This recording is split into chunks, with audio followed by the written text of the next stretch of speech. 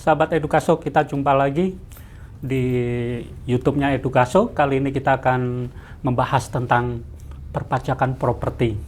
Apa sih yang harus disiapkan nih pada saat kita mau membeli properti dan pada saat kita punya properti?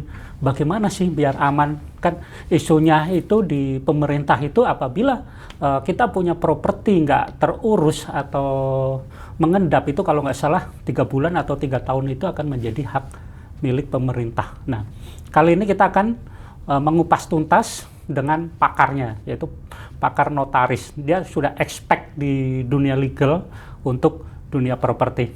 Hai, apa kabar? Halo. Ibu siapa ini? Panggilannya kayaknya masih muda banget. Panggilannya Mbak Lina. Mbak Lina ya, oke. Mbak Lina, kalau boleh tahu nih, udah berapa lama nih berkecimpung di dunia notaris ini? Oh, di dunia notaris ya? Iya, betul. Jadi saya sudah bekerja di dunia notaris itu mulai dari tahun sebelum saya lulus kuliah sih. Oh, 2003 ya mungkin 2003. ya. Wah, udah lama banget ya. Ya 20 tahun lebih lah ya Pak ya.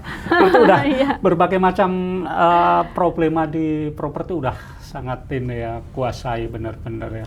Ya, kalau dibilang nguasain atau enggak ya plus minus ya Pak ya, karena kan yang namanya aturan, Betul. yang namanya kebijakan pemerintah selalu berubah-berubah ya kan. Ya. Dulu yang namanya BPHTB sebelum 98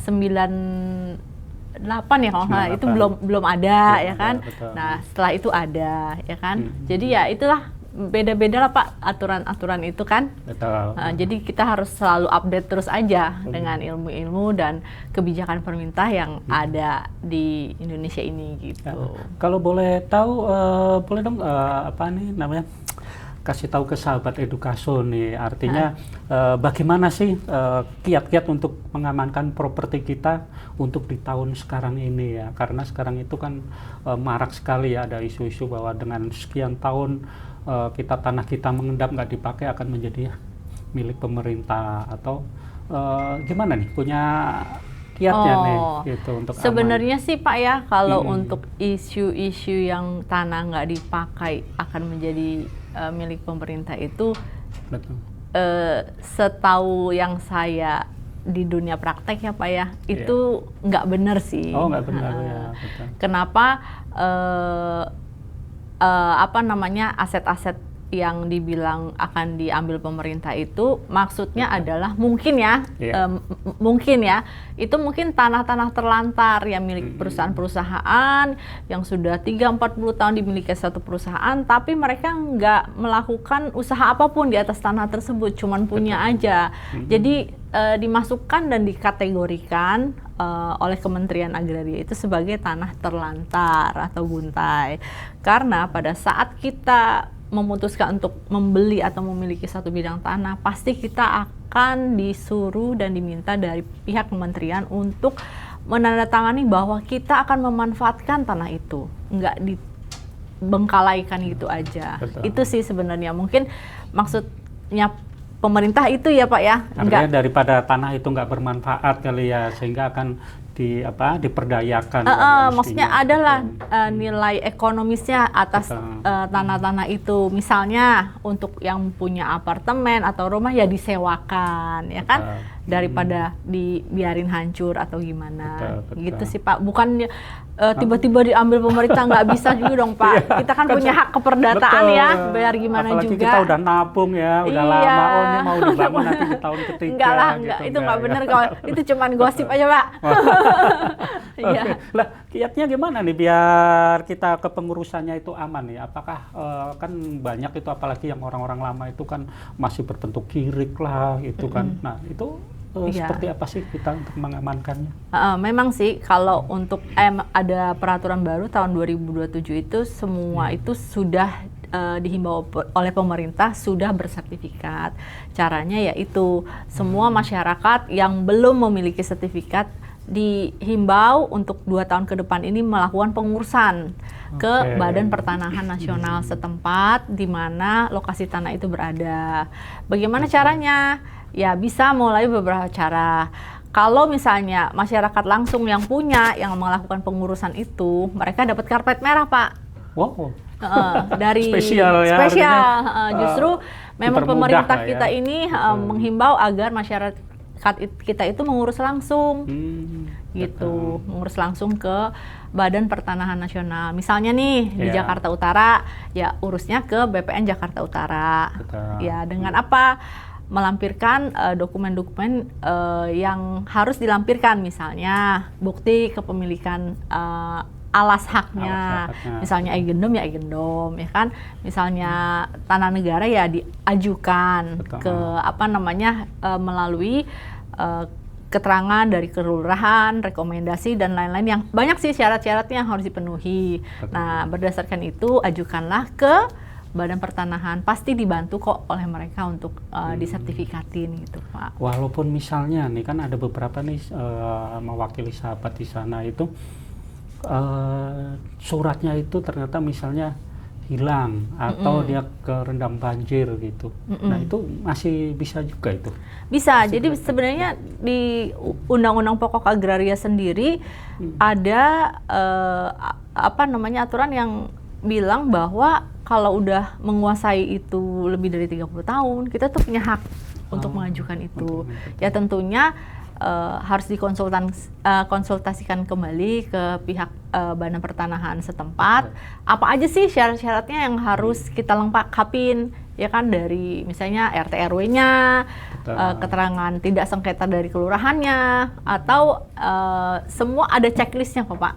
Jadi memang kalau misalnya hilang, ya kita lapor polisi hilang, ya kan, mengenai surat-suratnya ya lebih baik kalau ada kopinya juga, ya kan, karena memang pada sistem pertanahan Indonesia kan akhir-akhir ini ada sistem namanya PTSL ya Pak ya, pengakuan langsung dari pemiliknya bisa disertifikatkan, dan itu satu program dari pemerintah yang cukup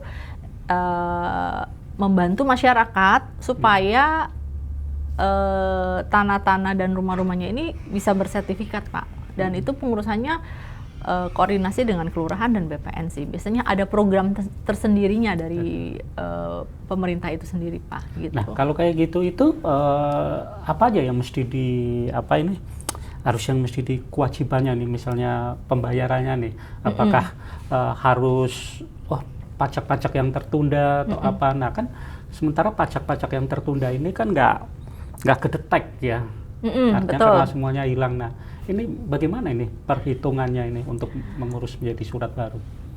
Jadi jadi kita harus bedain dulu ya Pak ya, antara pajak, kewajiban pajak kepada negara, pajak kepada pemerintah daerah, itu beda. Ada dua ya? Ada dua.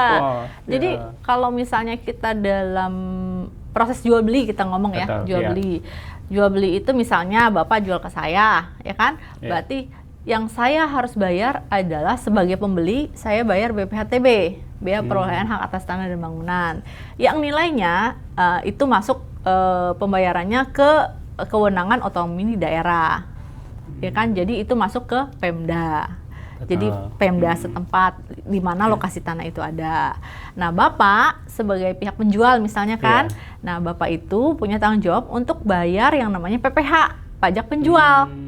Nah, penjual ini dibayarkan ke kas negara yang di bawah naungan Kementerian Keuangan, Dirjen Pajak. Nah, itu instansi yang berbeda tuh Pak, gitu. Ini nanti yang membayarkan si petugas notarisnya ini ya? Ya, nanti kalau misalnya Bapak dibantu oleh notaris yang melakukan transaksi jual beli, notaris akan bantu penjual dan pembeli untuk membuatkan ID billing Pak,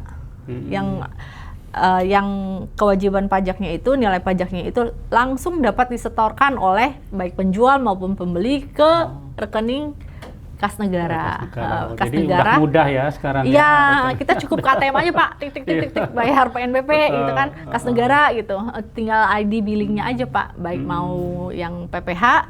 Nah kalau yang BPHTB ya biasa disetorkan ke bank yang bersangkutan, misalnya DKI Jakarta. Biasanya disetorkan ke Bank DKI. Bisa juga melalui ATM, ada kode simponinya gitu Pak, gitu sih. Jadi secara tidak langsung bahwa setiap kita memiliki properti itu mesti harus surat-suratnya mesti harus diurus segera ya. Iya, terutama yang belum bersertifikat ya Pak ya, tanahnya diharapkan sih diurus 2027 kalau nggak salah deh, katanya harus udah diharapkan semua rumah, tanah sudah ada petakan dan sudah ada alas hak dan sertifikatnya gitu Pak. Oke, nah terakhir itu saya dengar ada isu nih, ada beberapa dari selebritis itu kan tentang berbicara tentang hak waris nih Oh, ya. iya. Hak waris kok pengalihan hak waris ini kok katanya ada yang kena pajak lah, harus bayar sekian lah. Itu gimana sih perhitungannya itu? Gitu. Jadi gini, untuk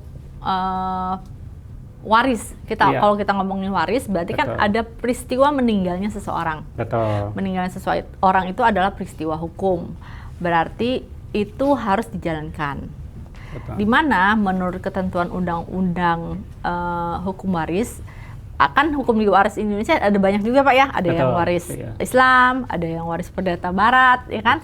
Nah, tergantung pengenaannya pada masing-masing pihaknya itu ya Pak ya. Betul. Nah, kalau dari sisi hukum waris perdata Barat sendiri itu, saat seorang meninggal warisan terbuka.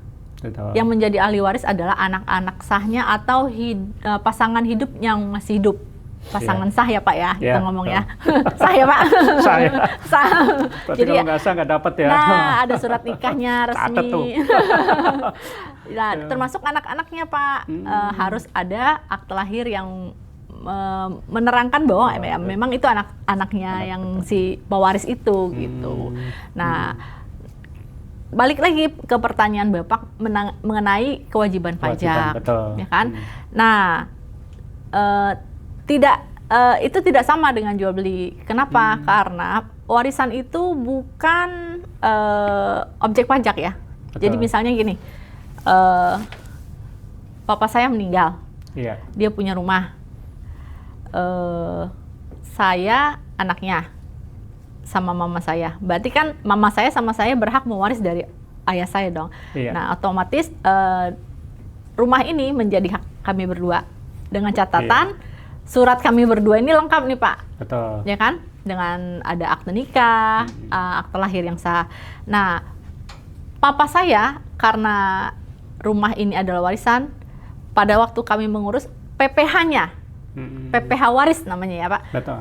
Harusnya nol, nihil. Memang ketentuannya begitu. Memang PPh waris itu nihil.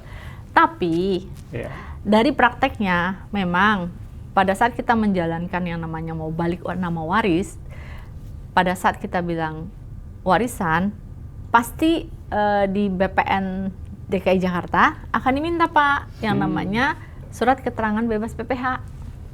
Atas bebas PPh itu adalah yang menyatakan bahwa objek rumah yang mau dialihkan dari si pewaris kepada ahli warisnya, betul, itu tuh bebas PPh. Perolehannya jelas Pak. Gitu. Betul. Bagaimana cara kita tahu perolehannya jelas? Dari Dirjen Pajak itu akan melakukan yang namanya meneliti Pak. Meneliti apakah aset yang hendak dialihkan ke ahli waris itu ada di SPT si pewaris Pak. Nah, makanya harus diajukan SKB bebas itu. Oh, ini ini satu masukan baru nih kemarin pengalaman kita itu kadang kita kan karena kepengen nggak terlihat menonjol, ada beberapa orang itu sempat tidak melaporkan kali ya kekayaannya ya. Artinya pada saat dia membayar kita, oh saya hanya punya rumah, hanya punya mobil. Nah, ini akan menjadi bumerang nantinya ya sebenarnya ya. Pada saat kita meninggal, kita mau mewariskan anak, nah ini anaknya akan kerepotan ya. Karena yang tertulis itu misalnya saya hanya melaporkan saya hanya punya satu rumah. Sementara sebenarnya saya juga punya rumah yang kedua, yang ketiga, lain, keempat, betul. Ya kan? Nah, tapi kan itu sebenarnya bisa dibuktikan dengan surat walaupun saya nggak lapor. Bisa betul Pak. Seperti itu.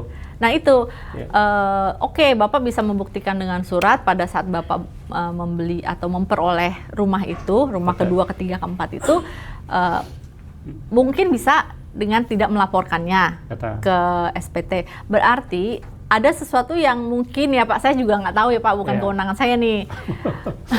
Dari Kementerian Keuangan yang mempertanyakan Pak, dari manakah Bapak peroleh rumah kedua, ketiga, keempat itu? Omset dari mana? Gitu kan? Kalau misalnya Bapak declare itu ada di SPT Bapak, berarti kan udah jelas nih pada saat dengan Bapak gaji segini, Bapak bisa beli rumah kedua, dengan pendapatan ini Bapak bisa beli rumah ketiga. Jadi kan pada saat uang yang Bapak gunakan untuk membeli rumah tersebut, itu sudah Bapak bayarkan pajaknya ke negara, Pak.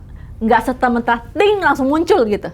Berarti kan ada, kalau misalnya tiba-tiba tidak diketahui dari mana tiba-tiba muncul aset itu, berarti kan dari pihak DJP, Dirjen Pajak bisa dong Pak mempunyai asumsi bahwa dari mana ya uang Bapak beli itu, gitu kan? Karena tidak terrefleksi di SPT Bapak. Berarti kan itu bisa maksudnya bisa didugakan. Berarti kan dari uang yang Bapak belum bayarin nih pajaknya gitu loh. Nah, kalau tapi ada bukti bahwa saya yang bayar pajak rumah itu, karena hanya saja mungkin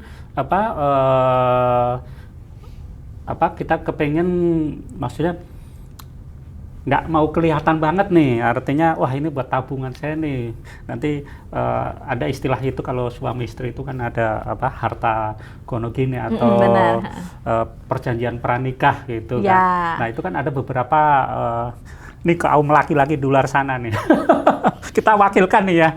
Jadi karena kita takut gitu kan, begitu cerai kita langsung ini, padahal kan itu harta itu saya dapat sebelum menikah gitu kan, sehingga pada saat saya laporan, oh saya punya rumah hanya ini, tapi sebenarnya karena kita kerja keras, ya itu bisa dibuktikan bahwa saya juga punya rumah yang kedua, ketiga, dan itu juga pembayaran lancar gitu kan. Tapi namanya musibah, kita nggak tahu, tiba-tiba kita meninggal dan rumah itu ternyata ketemu nih suratnya sama pasangan kita. Nah, begitu mau balik nama, nah itu gimana? Kena tadi itu, yang kan harusnya itu menjadi waris, hanya saja karena kita nggak sempet ngomong, nggak sempet dilaporkan ke SPT tahunan Bapak. Betul. Nah itu kena dong. Kembali lagi itu menjadi kewenangan dari Kementerian Keuangan dan Dirjen Pajak yang mengeluarkan surat itu, Pak. Mereka yang punya pertimbangannya sendiri nih atas aset itu apakah layak untuk diberikan surat keterangan bebas PPh, gitu loh Pak. Itu sih.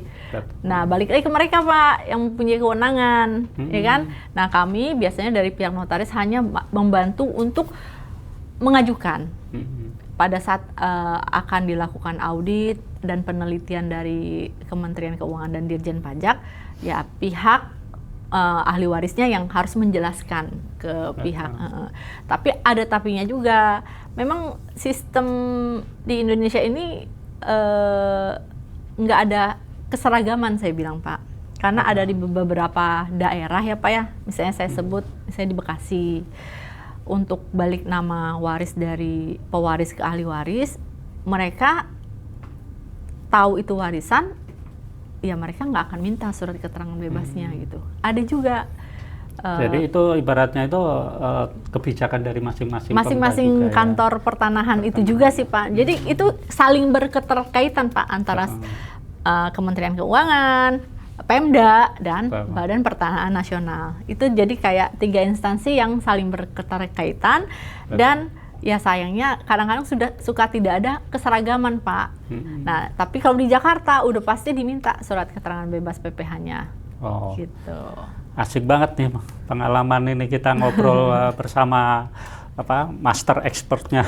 Nah, ini kita akan mewakili, ada beberapa teman di sini yang akan mau bertanya ya. Kami persilakan. Saya dengan Sulis. Kebetulan nih saya lagi mau urus kan kemarin agak ramai tuh beritanya mengenai yang tadi pajak waris itu ya Pak ya. Iya, betul. Nah itu kebetulan saya sekarang lagi mau urus. Nah saya biar nggak bingung dan mungkin yang lain biar paham sebenarnya biaya atau kewajiban apa sih yang harus dikeluarkan untuk bagi ahli waris itu dalam mengurus mau balik nama ke ahli waris. Biaya-biaya apa aja sih yang nanti tuh akan timbul gitu? Oke, boleh baik. langsung. Makasih Bu Ya, atas pertanyaannya. Jadi kalau untuk balik nama waris, memang seperti yang sudah tadi saya jelaskan juga ya Bu ya, memang harus ada beberapa dokumen yang harus dipenuhi, yaitu satu PPh nihil, tapi harus ajukan surat keterangan bebas PPh, SKB itu ke DJP, di mana si pewarisnya itu punya NPWP Pak, gitu. Nah kalau dia nggak punya NPWP? Nah itu dia. Iya. Nah itu dia. Agak Ya itu permasalahannya di situ ya Bu ya. Kalau misalnya nggak punya NPWP ini, kadang-kadang orang-orang dulu tuh punya aset tapi nggak punya NPWP kan ya. Betul. Nah itu kalau dari pengalaman saya, kalau misalnya orang yang tidak punya NPWP tapi dia punya aset pada saat mau balik nama warisnya itu, kami bantu untuk ajukan SKB bebas PPh-nya itu kan. Nah, kemungkinan besar itu akan ditolak, ya kan? Nah, pada saat ditolak, nah dari pihak ahli warisnya juga harus membayar pajak yang namanya BPHTB waris, Bu. Nah, BPHTB waris ini ketentuannya beda-beda di setiap daerah, karena itu dikembalikan ke otonomi daerah setiap masing-masing. Misalnya kalau kita ngomongin Bekasi, Bogor, Tangerang, nah itu ketentuannya mereka biasanya NJOP ada rumusnya Bu. NJOP dikurang 300 juta dikali 5%. Itu bisa nihil nggak? Bisa. Kalau NJOP-nya di bawah 300 juta gitu. Makanya jadi nihil. Kenapa orang bilang oh pajak warisnya nihil, ya itu karena NJOP-nya di bawah 300 juta begitu. Misalnya cuma 200 juta kurang 300 juta minus kan Bu. Jadi nihil dong gitu lah. Itu kenapa bisa nihil. Nah, kalau untuk Jakarta sendiri ketentuannya juga untuk ahli waris itu adalah NJOP dikurang 1 miliar dikali 5% dikali 50%. Nah, itu diajukan by system. Melalui sistem yang ada di Pemda itu Bu gitu. Nanti notaris yang biasanya bantu untuk ajukan itu. Nah, bisa nihil nggak? Bisa. Asal di bawah 1 M gitu loh. Kan jadi nihil. Gitu sih ketentuannya begitu. Iya, ya. Jadi intinya kita yang nggak tahu mesti harus konsultasi dulu nih ya. Iya, karena memang setiap daerah tuh beda-beda sih Pak penerapan dari kebijakan dari ya karena ada otonomi daerah itu yang dulu pernah dibuat itu kan Pak, makanya jadi harus langsung ke kita juga sebagai notaris sekarang harus tanya dulu ke Pemda masing-masing, ke PPN masing-masing gitu. Loh, tapi ini bisa juga menguntungkan beberapa pengusaha kaya yang mempunyai tanah udah tahunan ya, misalnya dia udah 20 tahun tanahnya nganggur, NJOP-nya kan dulu kecil banget nih. Nah begitu dijual sekarang kan ternyata lakunya tinggi. Loh, untung dong dia, nggak perlu, misalnya bisa jadi dong itunya menjadi nihil. Padahal dia tanahnya lakunya harga sekarangnya itu udah melejit lah gitu. Maksudnya warisannya itu. Ya gitu. Makanya itu kan ketentuan BPHTB-nya itu mengikuti harga NJOP Pak. Iya. NJOP-nya tinggi ya pajaknya semakin tinggi Pak. Tinggi, Pak.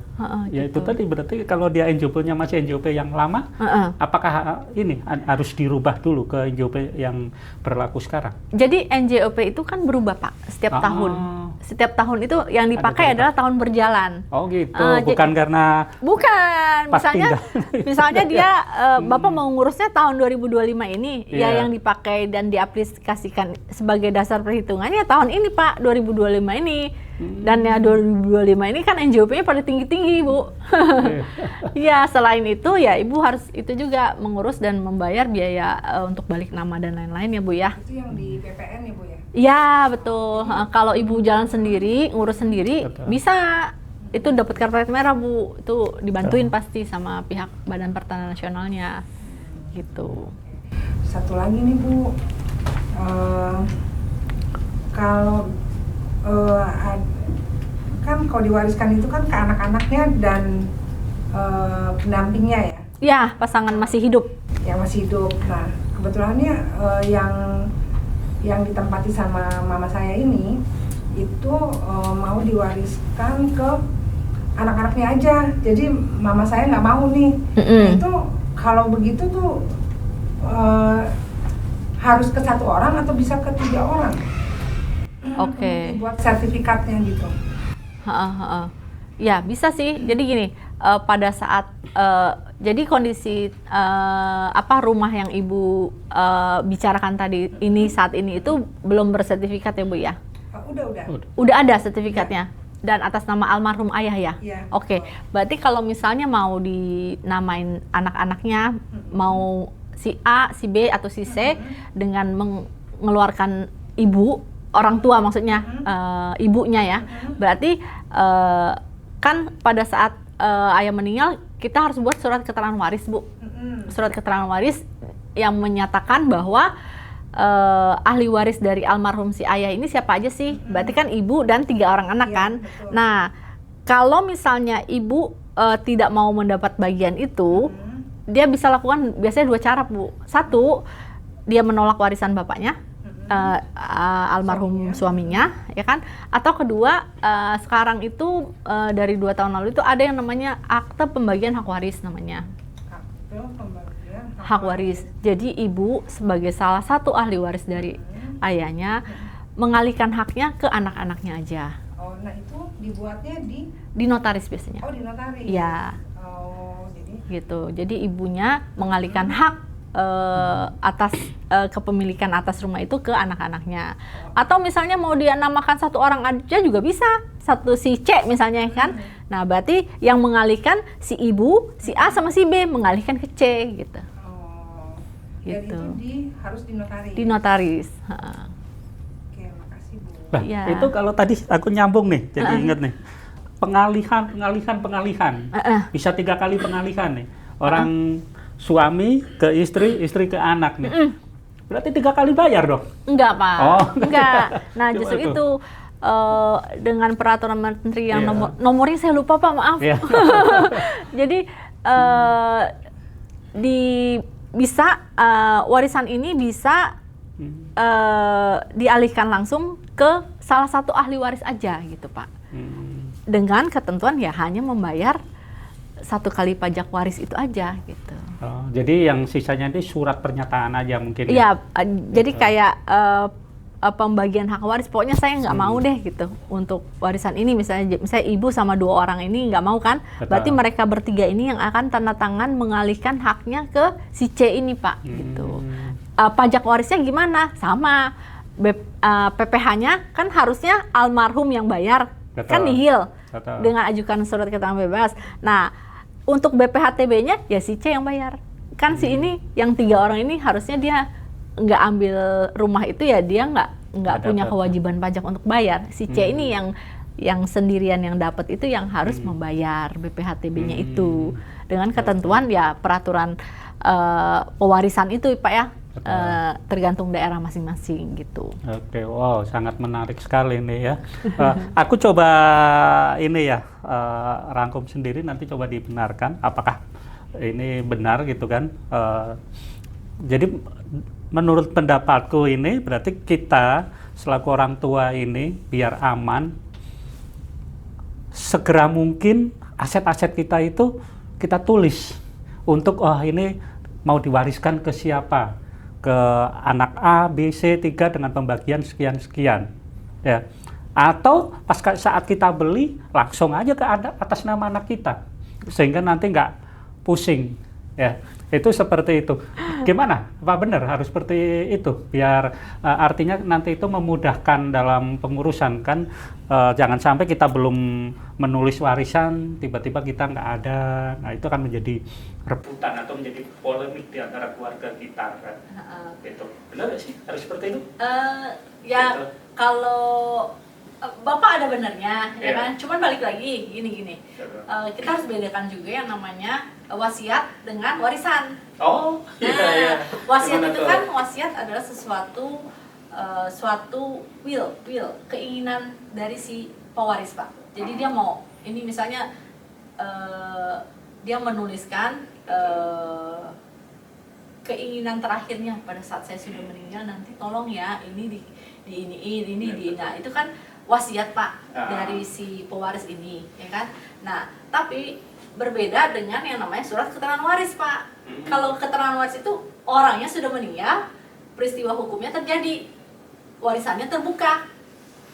Jadi kalau seandainya seseorang meninggal dalam keadaan dia tidak punya wasiat, tapi hukum waris tetap berlaku, warisannya tetap terbuka. Yang menjadi ahli waris adalah istri dan anak sahnya sesuai dengan ketentuan undang-undang dan hukum yang berlaku, gitu loh Pak. Jadi ngikutin. Jadi jangan takut kita punya harta itu menjadi milik nggak jelas punya siapa. Tapi karena menurut hukum Indonesia ahli waris itu adalah ada golongannya Pak. Golongan pertama, kedua, ketiga itu. Pada saat golongan pertama ada, yaitu istri dan anak ada, yaitu jatuh ke istri dan anak-anaknya yang masih hidup gitu Pak. Jadi tanpa membuat wasiat pun, ya secara hukum pasti ahli waris berhak mewaris gitu loh Pak. Gitu sih. Ya, jadi sebenarnya ya udah ini juga ya, sudah ada aturannya juga ya. Mungkin ya intinya itu tadi, jadi suami atau orang tua mesti terbuka nih, hartanya ada di mana aja nih, jangan sampai kita nggak ngomong tiba-tiba nggak jelas kan, sayang juga kan, artinya bingung mau ngurusnya ya. Oke. Terima kasih banyak. Boleh statement terakhir nih buat pemirsa Edukaso di luar sana nih, apa saran dan triknya nih buat mereka biar mempermudah untuk pengurusannya nih? Oke.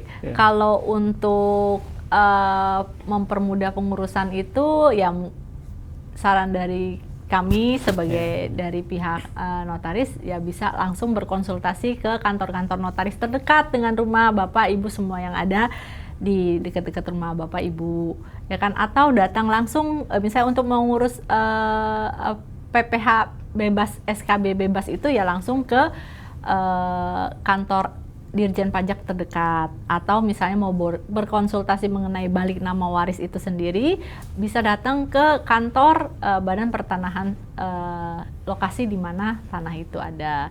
Dan kami biasanya kantor-kantor notaris dan instansi pemerintah itu terbuka kok untuk semuanya dan bersedia membantu teman-teman masyarakat untuk melakukan balik nama waris dan lain-lainnya itu. Untuk sahabat-sahabat di luar sana, bagi yang mau konsultasi, bisa juga langsung datang ke ini nih, alamat di bawah sini nih. Terima kasih buat semuanya pemirsa di sana. Kita sudah bincang-bincang dengan Mbak Lina, dia adalah expert dari kepengurusan legal property ya. Oke, Ya, makasih Mbak Lina. Pak. Ya, siap. Ya. Oke.